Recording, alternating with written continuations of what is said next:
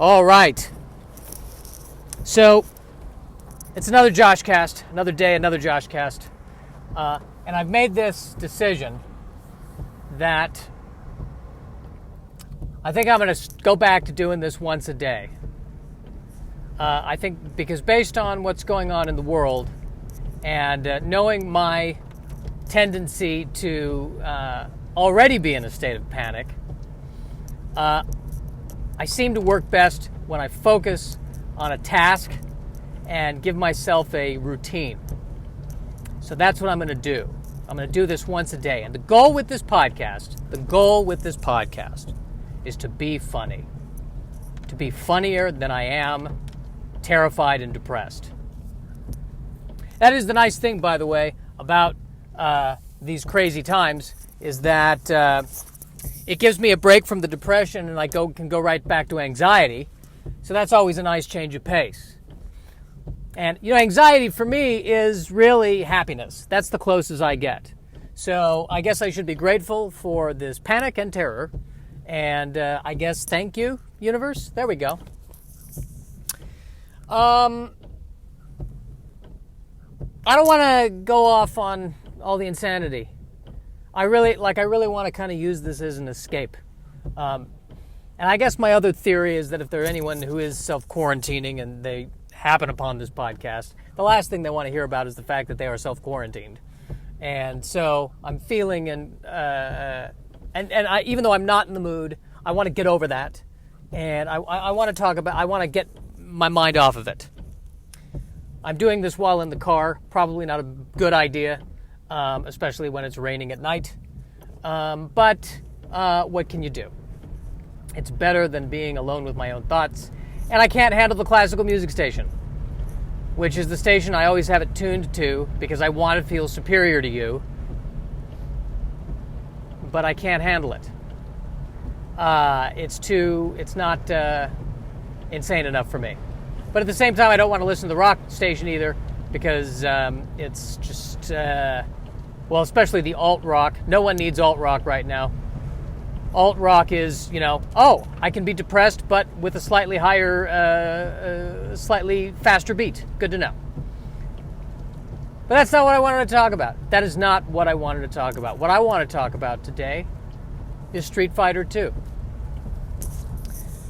It's what I spent all day writing jokes about, Street Fighter 2. Why? To distract myself from the insanity. So let's dive right in. I'd never really written jokes about ChunLi. I didn't feel I had the right to. It's a female character. I'm not a woman. What do I know about the female condition? I shouldn't even be commenting on the female condition as far as I'm concerned. But then I say to myself, maybe that's a cop-out. Maybe I'm just hiding behind the whole wokeness thing, and I need to be true to myself and to my quote-unquote comedic voice and find a way to write jokes about this fictional character who doesn't even exist. But let's just jump right in, okay? The character clearly was designed by men, hypersexualized. What I noticed is that all the men seem to be wearing relatively casual and comfortable clothes, and she is wearing very ornate dress that looks like it was very expensive. And I can't help but think that she's sitting there going, why can't I wear what Ryu's wearing? Why can't I just wear a comfortable outfit like that? I know there's a technical name for that outfit that escapes me. I think it's called a sai. I'm not sure. But why can't I wear that? Why am I wearing a cross between this is like a prom dress. This is a prom dress that has been designed for combat. Why am I wearing this? I don't think that's fair. She should be comfortable. I mean, look at Lara Croft. Lara Croft is dressed for comfort and for practicality. Although one would argue that very, very short shorts like that, probably not necessarily the safest thing to do when you're jumping and running and punching. At the very least, she should be wearing full pants, which I think in some iterations she does wear those. But ChunLi, I don't think it's fair that she has to wear that. She should be dressed exactly like Ryu. And if you want to, give a little bit of a pink accent, if she chooses to, then that's her prerogative. So ChunLi, Street Fighter 2. And if you're self-quarantined, you can be YouTubing this as we speak if you don't know what Street Fighter 2 is. So isn't that nice? Then we've got Dhalsim. Is that how you say it? It's either Dhalsim or Dhalsim, one of the two. And he is from India, and his big power move is the Yoga Fire. He shoots a fireball, and he says Yoga Fire. So I can only presume that he was doing yoga so well and for so long, and he became such an expert, he was able to, using yoga, emit a fireball. I don't think the other yoga teachers are into that.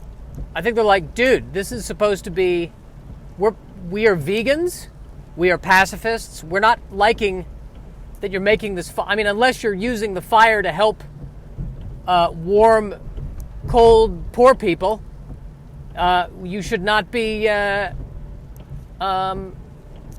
you should not be setting people on fire.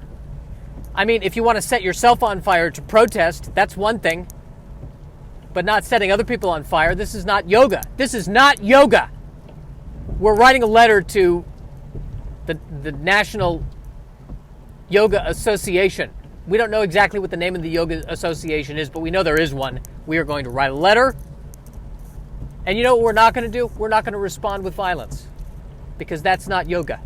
Okay? But while we're at it, just unofficially, can you tell us how you're able to extend your arms 19 feet? That we would like to know. We're not going to use it for violence, but we would like to know how you did that. All right, so there's some Dhalsim observations for you. That's nice. Zangief, I mean, they kind of cover that in Wreck-It Ralph, so I don't know if I can add anything to the Zangief conversation. A giant Russian wrestler. Is he Russian or Soviet? Is there a difference? I'm not sure. I don't want to get killed here. I don't want to say the wrong thing.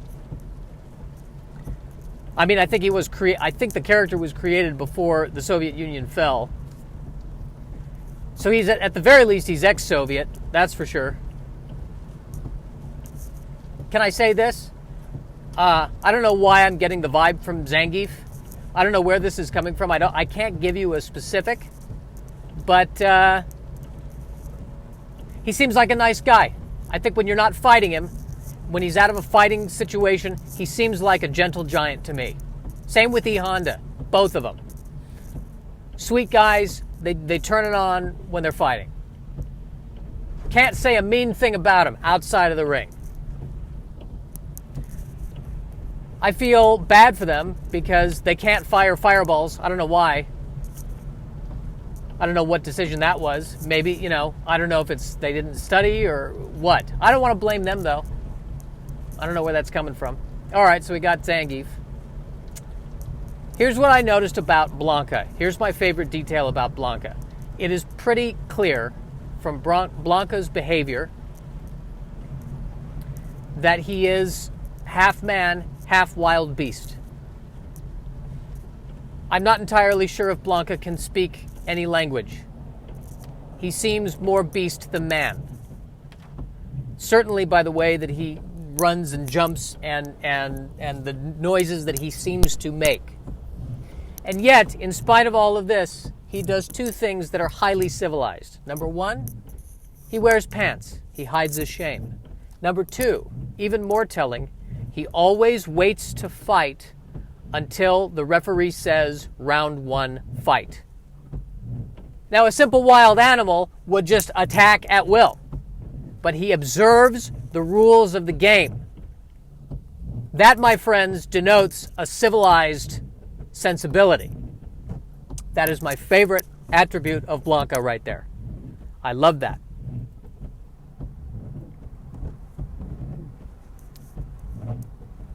Now, I've mentioned this before, so I kind of feel like I'm cheating here. Because the other goal, too, by the way, not only do I want to be funny every day on this podcast, I want to be funny with new material, which is utterly insane. Now, this next bit is something I've written before. I'm going to be honest with you.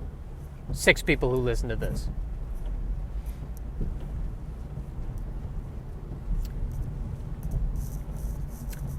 You've got Ryu and Ken. Ryu seems like the kind of person who trained on top of a mountain for 10 years without talking to another person. Ken seems like the kind of person who runs a dojo in downtown Burbank. I gotta be honest. I'm not putting a value judgment on either one of those. I'm not saying one is better than the other. There are children who need to learn karate. And someone's got to do it. All I'm saying is, it's not going to be Ryu. He just doesn't roll that way. Ken owns a gym in Burbank. Does he make his own commercials? You bet. Are they high quality? I think we both know the answer to that question. But how does he get people to sign up? He does the dragon punch in the commercial. That's how. And if anyone ever asks, oh, I think that was special effects, he shows them right then and there. That's Ken. That's how Ken works.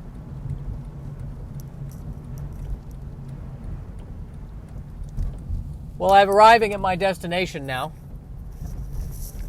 About to hop into bed. About to wash my hands for 90 seconds.